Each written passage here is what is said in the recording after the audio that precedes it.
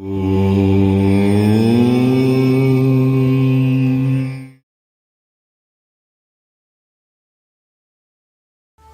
without doing any activity, you can still manifest what you want if you organize these 4 dimensions in one direction and keep it unwavering in that direction for a certain period of time. Now he believes Shiva will do it for him and it will happen. So is Shiva going to come and build your house? No, I want you to understand, God will not lift his little finger for you. What has not happened till now on this planet can happen tomorrow. Human beings are capable of making it happen tomorrow.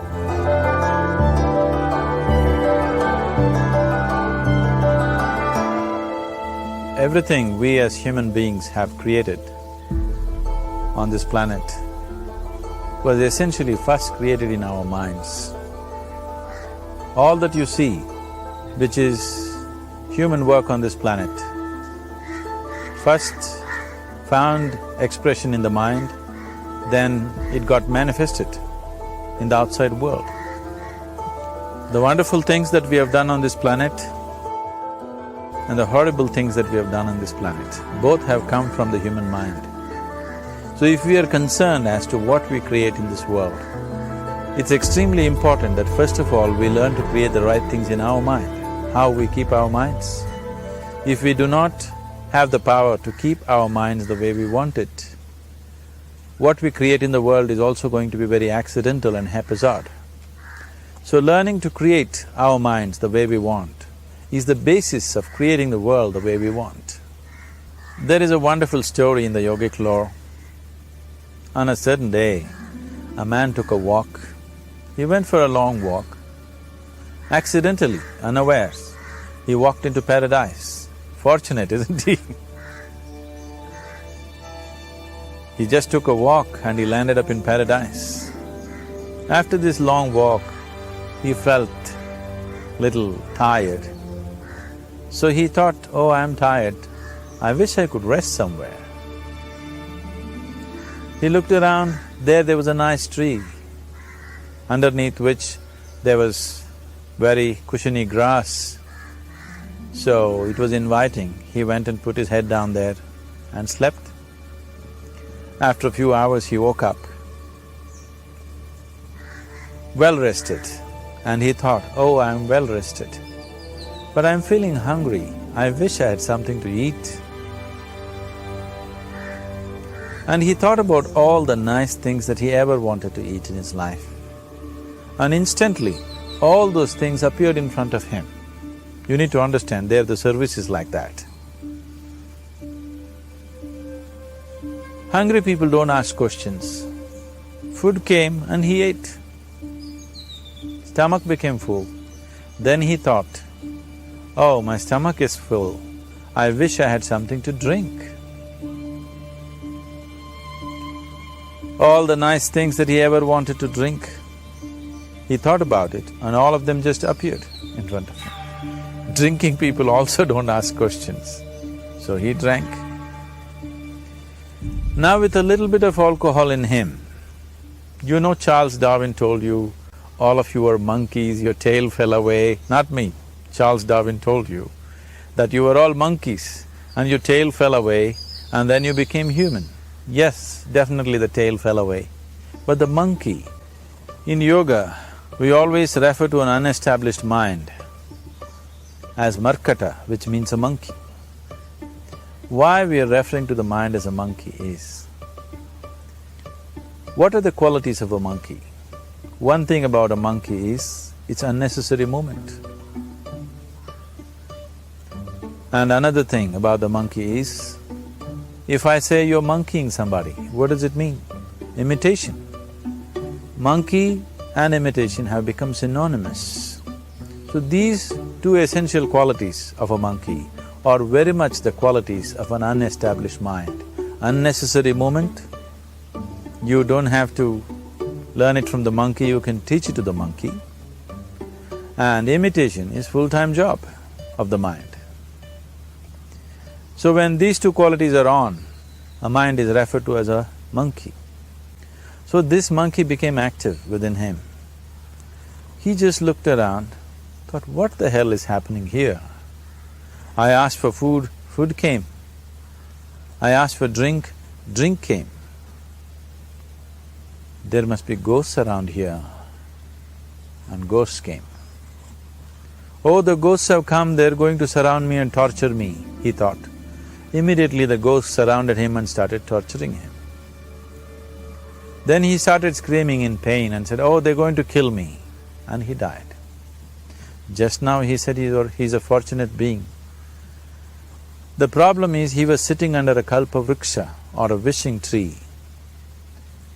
He asked for food, food came. He asked for drink, drink came. He asked for ghosts, ghosts came. He asked for torture, torture came. He asked for death, death happened. Now don't go looking for these kalpavrukshas in the forest. You can barely find a tree these days. A well-established mind, a mind which is in a state of samyukti, is referred to as a kalpavriksha. If you organize your mind to a certain level of organization, it in turn organizes the whole system. Your body, your emotion, your energies, everything gets organized in that direction. Once all these four dimensions of you, your physical body, your mind, your emotion and the fundamental life energies are organized in one direction. Once you're like this, anything that you wish happens without even lifting a little finger actually. It would help to assist it with activity, but even without doing any activity, you can still manifest what you want if you organize these four dimensions in one direction and keep it unwavering in that direction for a certain period of time. Right now the problem with your mind is, every moment it is changing its direction. It is like you want to travel somewhere and every 2 steps if you keep changing your direction, the question of you reaching the destination is very remote unless it happens by chance. So, organizing our minds and in turn organizing the whole system and these 4 basic dimensions of who you are right now in one direction, if you do this, you are a kalpavruksha yourself. Anything that you wish will happen. But right now, if you look at your lives, everything that you have wished for till now, if it happens, you have finished. Everything and everybody that you have desired for, if all of that lands up in your house today, could you live with that? Once we're empowered like this, it's very important that our physical action, emotional action, mental action and energy actions are controlled and properly directed. If it is not so, we become destructive, self-destructive. Right now, that is our problem.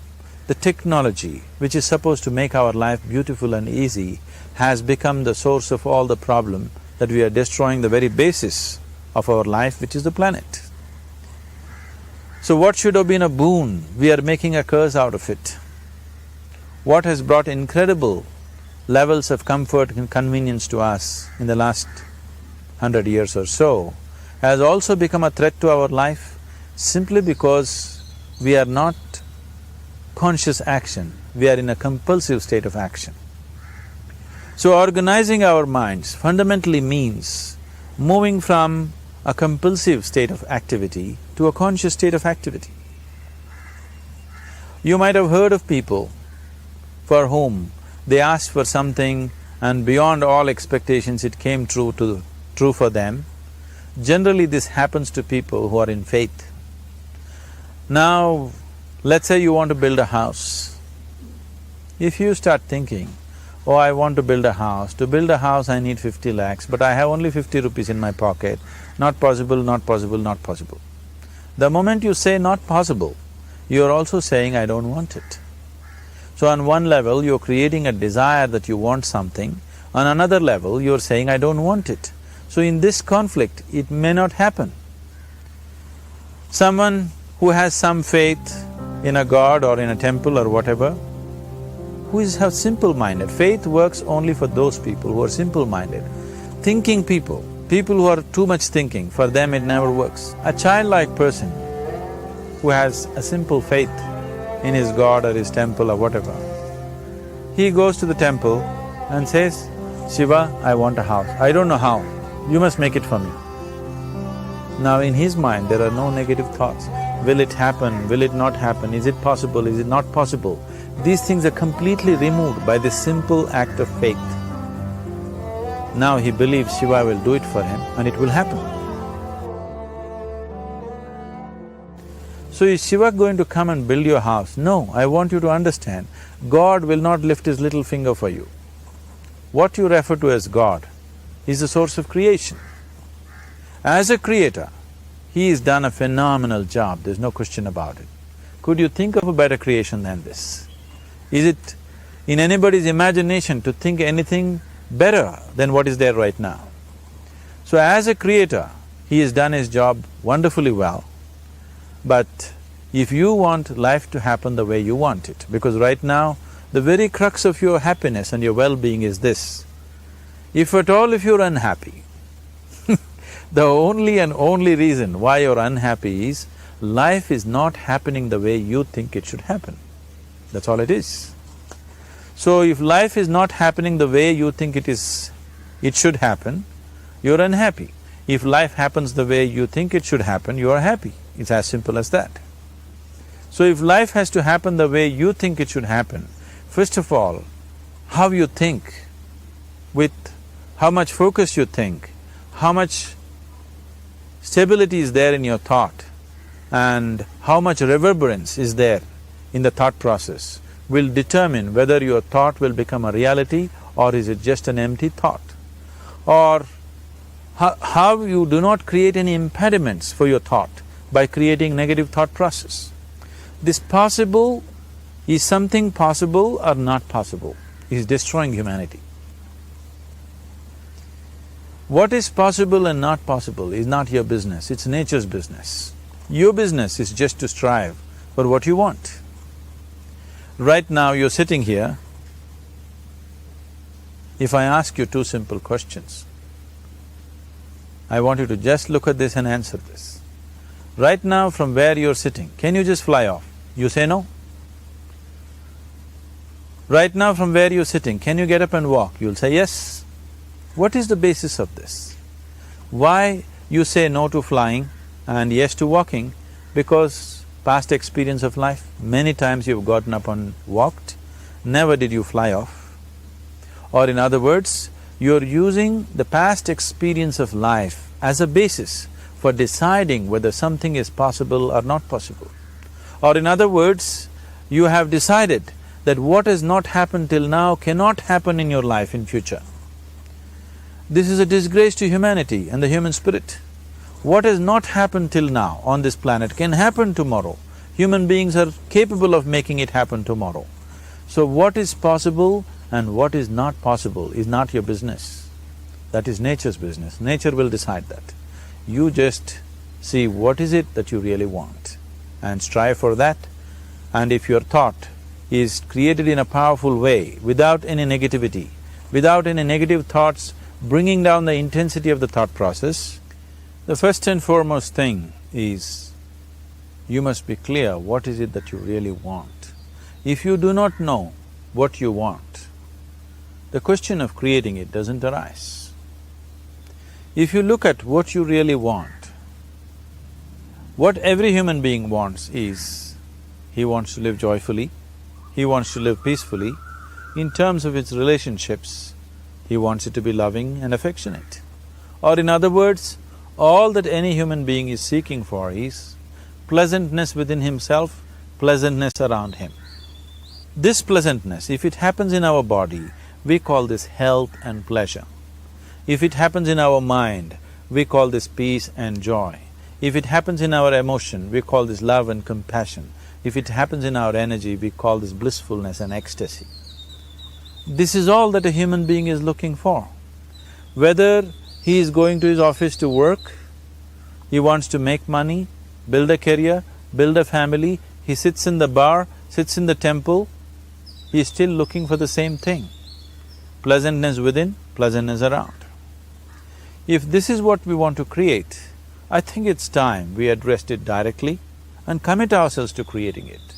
So you want to create yourself as a peaceful human being, joyful human being, loving human being, a pleasant human being on all levels. And do you also want a world like this? A peaceful world, a loving world, a joyful world? No, I want greenery, I want food. When we say a joyful world, that means everything that you want has happened. So this is all that you're looking for. So all that you need to do is commit yourself to creating it, to create a peaceful, joyful and loving world, both for yourself and everybody around you. Every day in the morning, if you start your day with this simple thought in your mind, that today, wherever I go, I will create a peaceful, loving and joyful world. If you fall down 100 times in a day, what does it matter? For a committed man, there is no such thing as failure. If you fall down 100 times, 100 lessons to be learnt. If you commit yourself like this to creating what you really care for, now your mind gets organized. Once your mind gets organized, the way you think is the way you feel, your emotion will get organized. Once your thought and emotion is organized, your energies will get organized in the same direction. Once your thought, emotion and energies are organized, your very body will get organized. Once all these four are organized in one direction, your ability to create and manifest what you want is phenomenal. You are the creator in many ways. That which is the source of creation is functioning within you every moment of your life. It is just that, have you kept access to that dimension or not? Organizing the four basic elements of your life will give you that access. There are tools and technologies to do this. The whole science of yoga, the whole technology that we refer to as yoga is just about this, transforming yourself from being just a piece of creation to become a creator.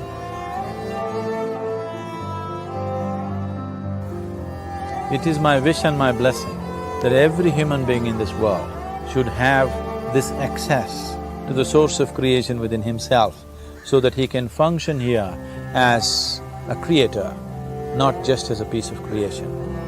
To begin regular practice of meditation, of looking into ourselves,